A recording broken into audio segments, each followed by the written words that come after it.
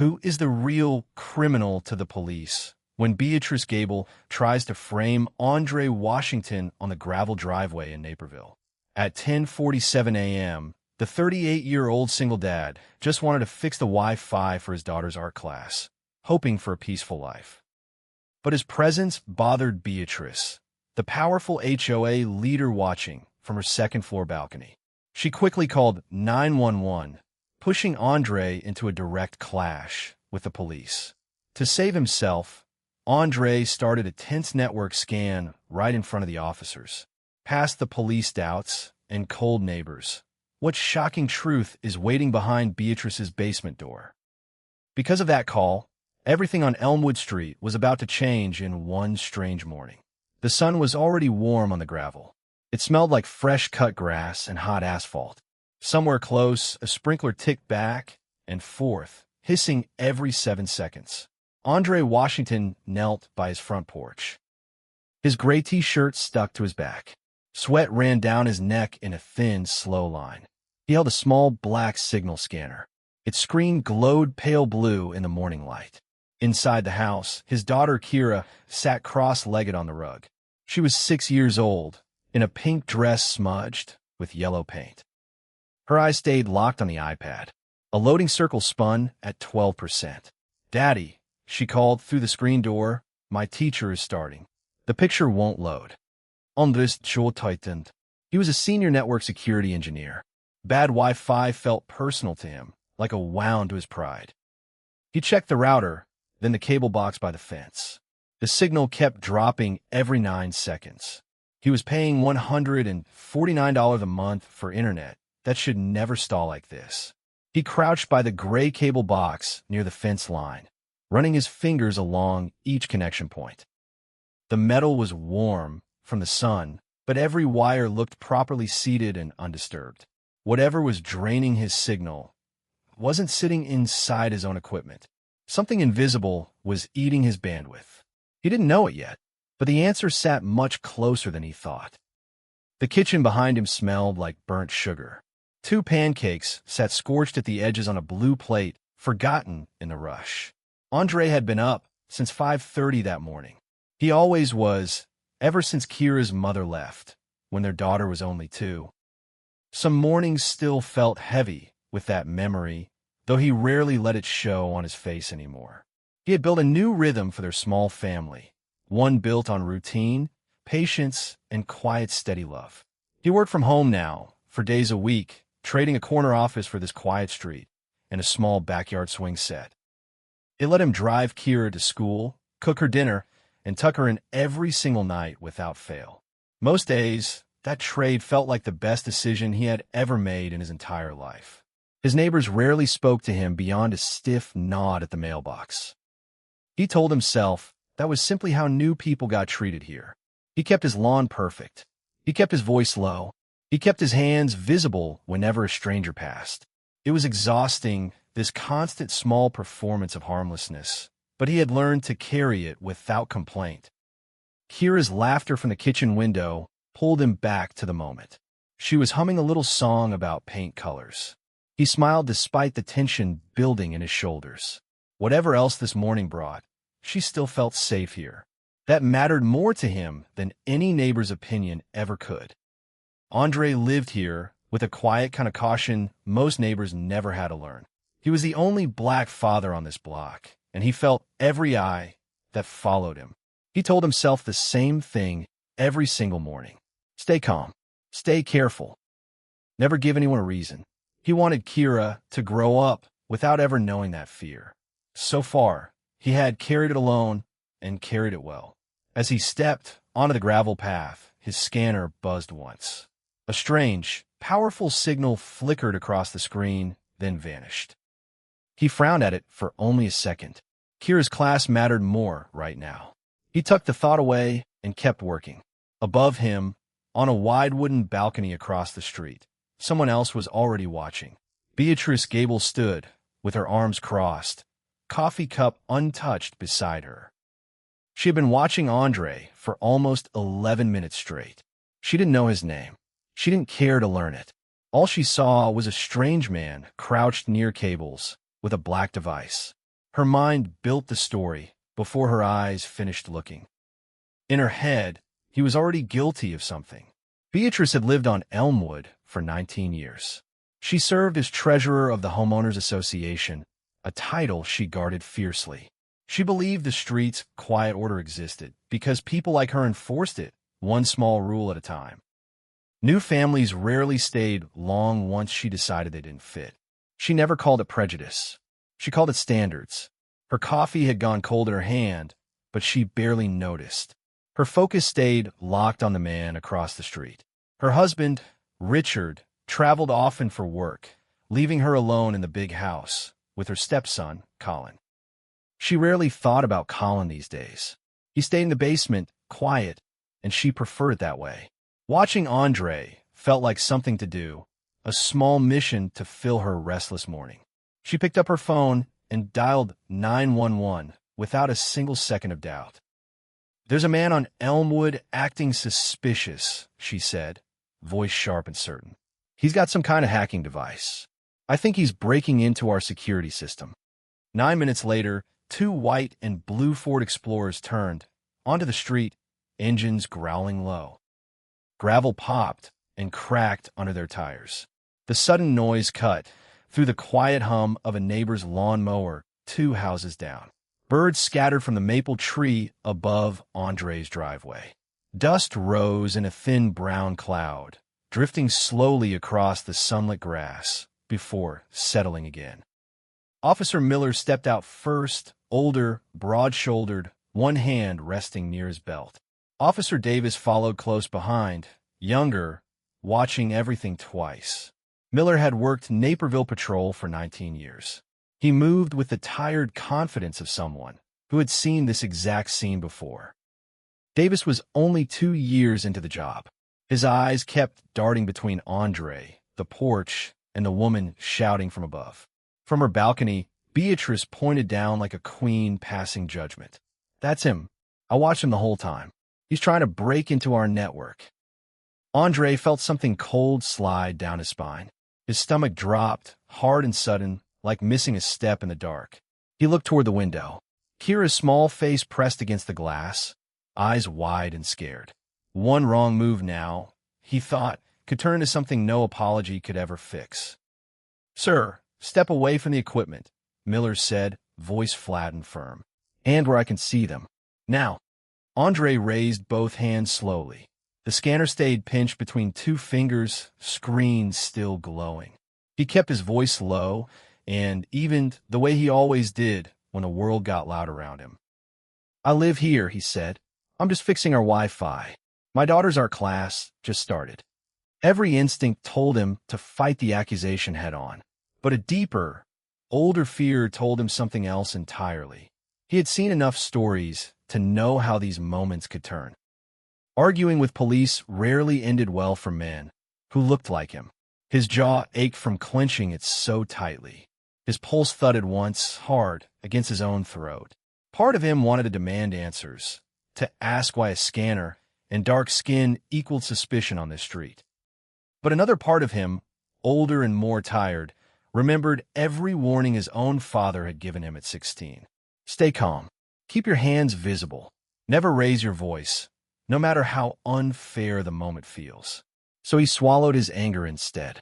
He offered to step inside quietly and let the whole thing pass. "I have the deed to this house," Andre said. "I haven't done anything wrong.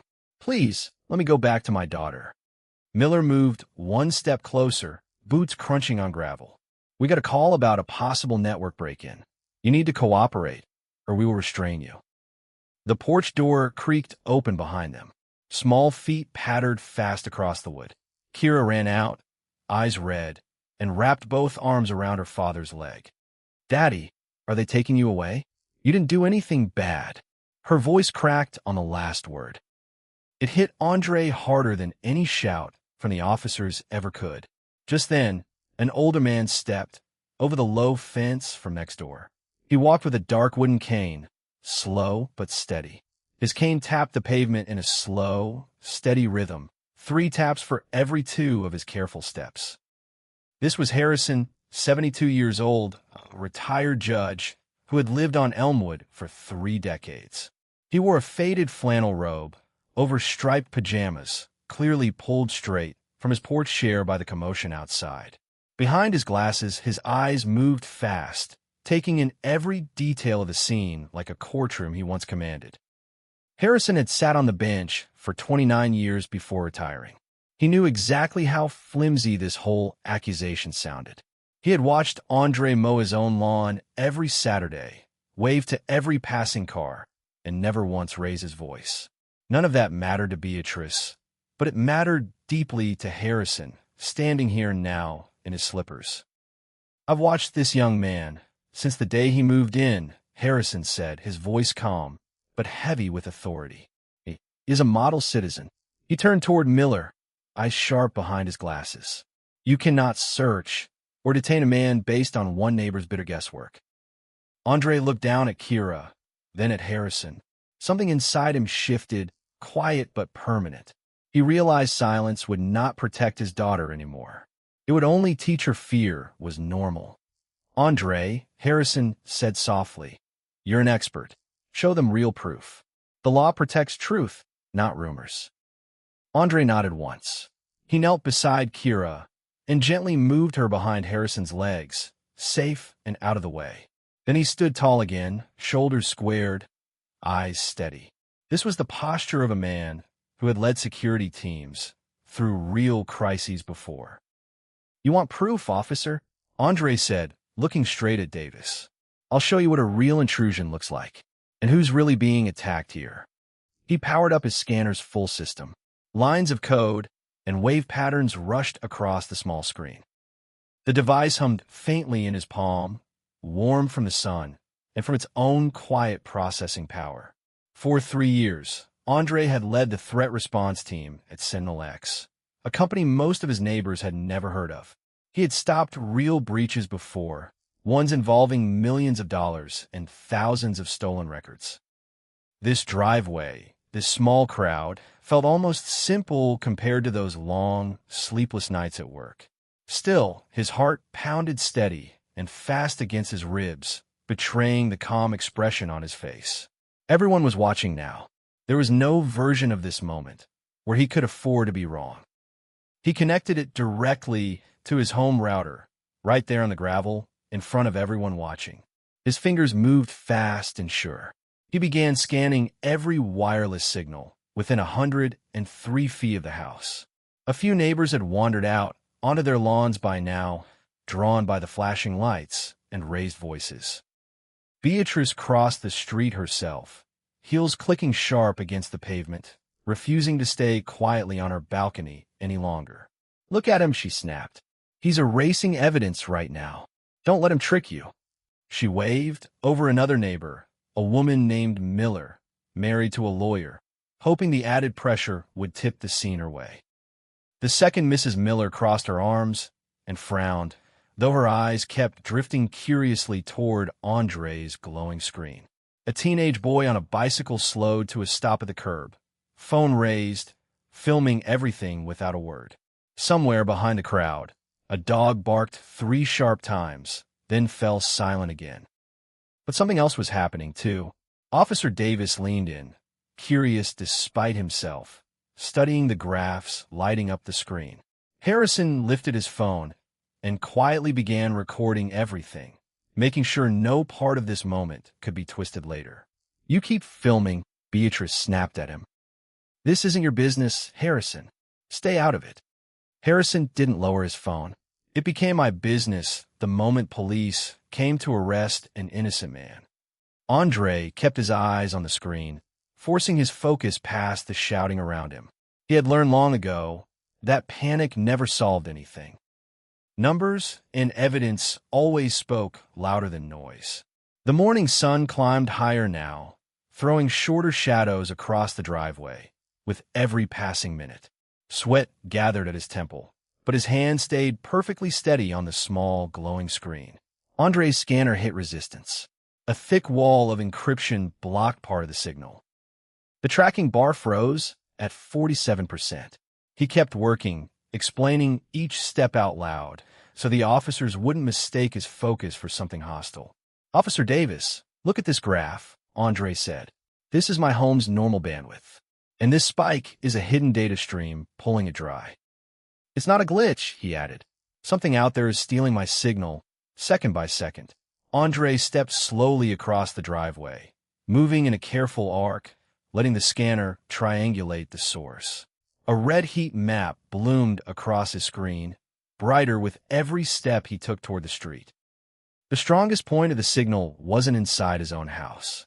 It wasn't out on the road either. It pointed directly at the gray two-story house behind Beatrice, the one with lavender curtains in the upstairs window. The heat map pulsed steadily on his screen, one bright red dot glowing stronger with every passing second. Andre's chest tightened as new numbers scrolled past. The hidden signal was uploading 4.2 gigabytes every single hour. He had seen data theft before, but never aimed. So close to home, never this personal. A small crowd had gone quiet now, sensing that something bigger than a Wi-Fi dispute was unfolding on the driveway. His mouth went dry. He read the number twice, sure his eyes had somehow tricked him the first time. That much data meant one thing only. A high-resolution camera was streaming live video, right now, to someone far away. "Officer," Andre said, voice steady despite the pounding in his ears, "this signal isn't mine. It's coming from that house. Mrs. Gable's house." Beatrice's face changed fast, red fading into a pale, sickly white under the morning sun. "Shut your mouth," she shouted, lunging toward the scanner in his hand. "Officers, arrest him now. He's trying to hack my home to cover his crime." Miller's hand moved toward his belt. His fingers found the cold metal of his handcuffs. The metal clicked once as he pulled them free, a small sound that seemed to freeze the entire driveway. Kira's small hand gripped Harrison's sleeve tight. She didn't understand the words, but she understood the fear in the air. One wrong decision now could turn this whole moment violent, fast, and impossible to undo. Andre didn't flinch. He held his ground, kept a safe distance, and spoke with quiet, unshakable certainty. Beatrice's chest heaved with fast, panicked breaths. Her manicured nails dug into her own palms, red crescents forming on pale skin. "I'm the lead security engineer for Sentinel X," he said. "If I wanted to hack anything, you'd never see a single line of code. This device is picking up a hidden camera feed," he continued, "and it's pointed at my bathroom. Maybe your bedroom too, Mrs. Gable." He pressed one key. Broken, half-loaded images flickered onto the screen, pixelated but unmistakable. One frame showed the corner of Andre's own bathroom. Another showed a bedroom with familiar lavender curtains, the same ones from that upstairs window. Silence fell across the driveway like a hell breath. Even the sprinklers seemed to pause between clicks. Miller froze mid-motion, staring at the screen with his mouth slightly open. Beatrice stumbled back a step, hands pressed hard against her chest. A cool breeze moved through the yard, cutting the heat for just a moment. The truth was finally shifting sides. A crow called out somewhere above the rooftops, its single cry sharp against the silence below. Miller slid the handcuffs back into his belt. His whole posture changed, tense suspicion melting into focused cooperation. Both officers now understood something important. Andre wasn't a criminal. He was the one exposing a real crime, hiding in plain sight. Davis compared the device's address on Andre's screen to the local network log on his own tablet. The match was instant and undeniable.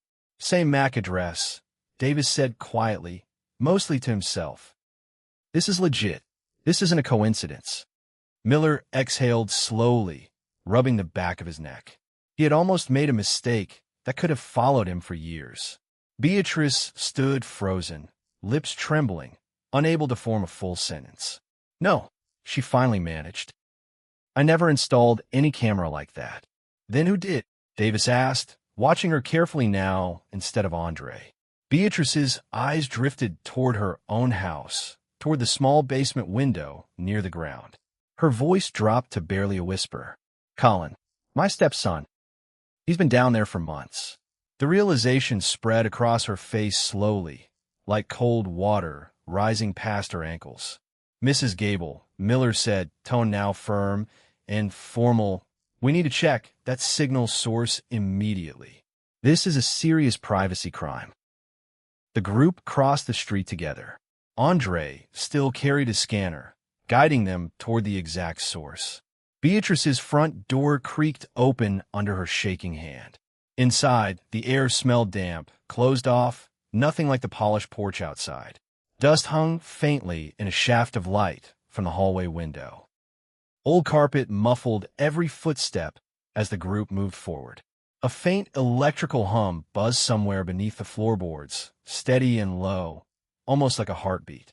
As they stepped into the living room, a loud crash echoed up from somewhere below the floor.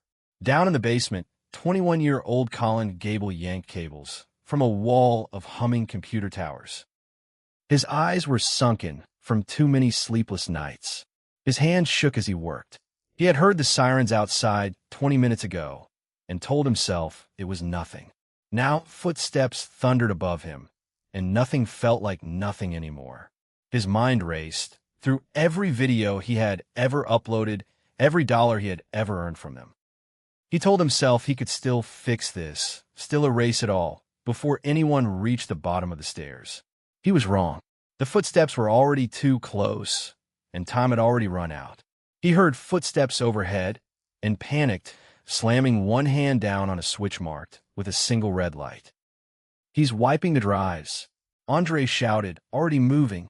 He typed a fast command straight from his handheld scanner. He cut Colin's Wi-Fi connection in under 2 seconds, stopping the delete command before it could ever finish sending. Davis charged down the narrow stairs, boots pounding on wood. He grabbed Colin's wrist just as he raised a hammer toward the hard drive. Cold blue light spilled from 3 large monitors below, washing over Colin's pale face and Beatrice's shocked expression behind him. This was the moment the whole morning had been building toward, whether anyone upstairs had realized it or not. Andre used a forensic freeze command to lock the system in place, preserving every file before Colin could destroy them. The screens divided into 12 small squares, each one a live feed from a different hidden camera. Tiny lenses had been built into smoke detectors and wall outlets across at least 5 different homes on the street. The fan behind the monitors whirred loudly, cooling 3 overworked computer towers stacked on a metal shelf. Empty energy drink cans littered the desk, along with tangled cables and a half-eaten bag of chips. One square showed Kira's bedroom. Another showed the bathroom in Harrison's house. 2 more showed Beatrice's own bed and bathroom. Andre's stomach turned. His own daughter's room, watched for who knows how long, without either of them ever knowing. His hands trembled slightly on the keyboard, though his voice stayed level as he kept the system locked in place. Colin dropped his head onto the desk, shoulders shaking. He confessed everything in a broken, quiet voice. "I needed the money," he said. "Games, mostly. It started small. I didn't think about who was watching." "You didn't think," Beatrice repeated, her voice rising into something between rage and grief. "You didn't think about me?" For 12 straight months, he had installed these cameras, selling the footage on hidden forums for $4,217 a month. Beatrice stared at her own bedroom on the screen. Her knees buckled, and she sank onto the damp basement floor, sobbing. Davis read Colin his rights, voice steady, while Miller radioed for a 3rd unit to transport him. Andre stood back near the stairs, watching the family he once feared collapse in on itself. There was no satisfaction in it, just a quiet, heavy sadness for everyone standing in that basement. The man she had tried to throw out of the neighborhood was the same man who had just saved her from a hidden predator. Sunlight poured across the driveway when the group finally stepped back outside. A 3rd patrol car waited by the curb, lights still spinning silently.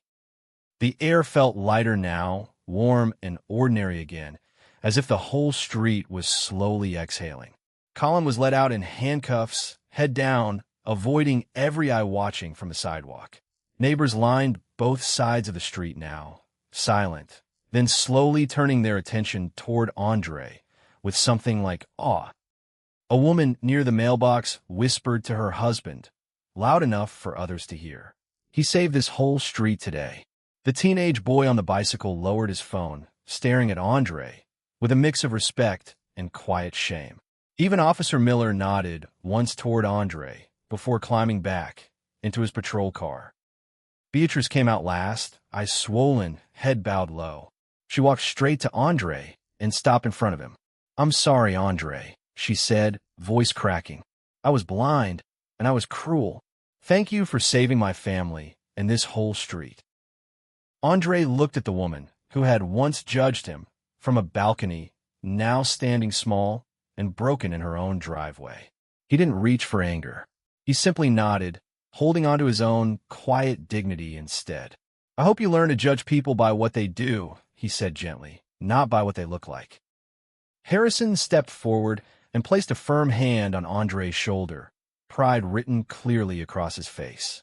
A few neighbors began to clap, soft at first, then steadier, filling the street with quiet, grateful applause.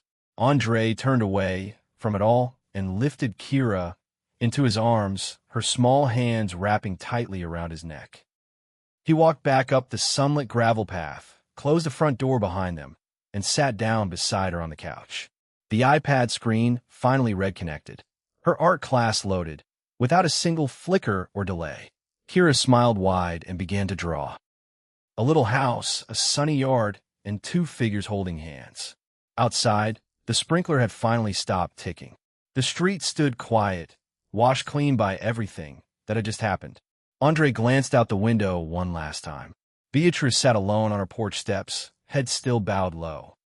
He felt no joy in her pain, only a tired, steady relief that the truth had finally won. Later that afternoon, Harrison stopped by with a plate of cookies still warm from his oven. He set the plate down on the porch railing, steam still rising gently from the fresh batch. "You handled that better than most professionals I worked with for 30 years, Harrison said, smiling. Andre laughed for the first time all day, a Real laugh, low and easy. "I just wanted to fix the Wi-Fi," he said. "Everything else just happened." Harrison chuckled and shook his head. "Sometimes the truth finds its own way out, whether we plan for it or not." Kira tugged his sleeve, holding up her drawing with a proud, gap-toothed smile. "Look, Daddy," she said. "It's us, in our sunny yard, forever." Andre smiled back, pulling her close against his side. Weeks later, the HOA held a meeting. Beatrice resigned as treasurer before anyone had the chance to ask her to. A new sign went up near the mailboxes, welcoming new families with a simple, friendly message. Kira asked to hang a small painted sun on their own front door, bright yellow with crooked orange rays. Andre hung it that same evening, stepping back to admire her crooked, perfect little masterpiece. Andre still worked from his kitchen table most mornings, coffee steaming beside his laptop, Kira's laughter drifting in from the yard. The street felt different now, lighter somehow, as if a long-held breath had finally been released. Even the sprinklers seemed to hiss softer in the evenings, less like a warning and more like a lullaby. Andre sat on the porch some nights, watching Kira chase fireflies across the lawn, her laughter carrying far into the dark. He thought about that morning often, not with anger, but with quiet gratitude for how it had ended. Truth had traveled slowly that day, but it had traveled far enough to matter. Neighbors waved more freely.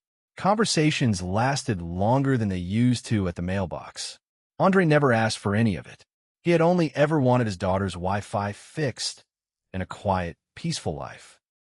In the end, that quiet life found him anyway, built stronger by the very truth someone once tried to bury. Peace had finally returned to their small corner of Elmwood Street, earned not through anger, but through calm, quiet truth.